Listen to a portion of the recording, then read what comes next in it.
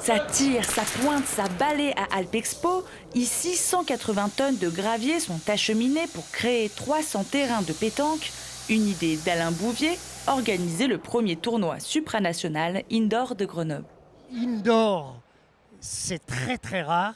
Et en plus, avec une telle quantité, c'est-à-dire 512 triplettes hommes et 128 doublettes femmes. En plus de tous ces joueurs, environ 1500 spectateurs sont attendus. Une manifestation comme ça, c'est permettre aux gens de voir ce qu'est la pétanque, déjà de masse, puisqu'il va y avoir du monde.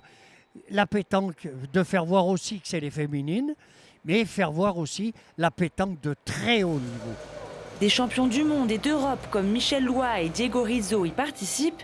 L'événement est très attendu par les joueurs qui n'ont pas pu concourir pendant les 2 derniers mois d'hiver, selon Annie Tournon, membre de Grenoble Boule 38. On a lancé les inscriptions et 2 jours après, les 512 équipes étaient inscrites.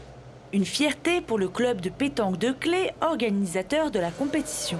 Parce qu'un événement grandiose comme celui-ci, il faut être réellement armé d'au moins 60 à 80 bénévoles pendant 10 jours intensément. Lignage des terrains, installation des lieux de restauration, tout est fait par les bénévoles. Et eux, par contre, je les remercierai jamais assez grandement parce que sans eux, il n'y aurait jamais eu de concours de la sorte. C'est vraiment une équipe de copains, je tiens à le dire, une équipe de bénévoles.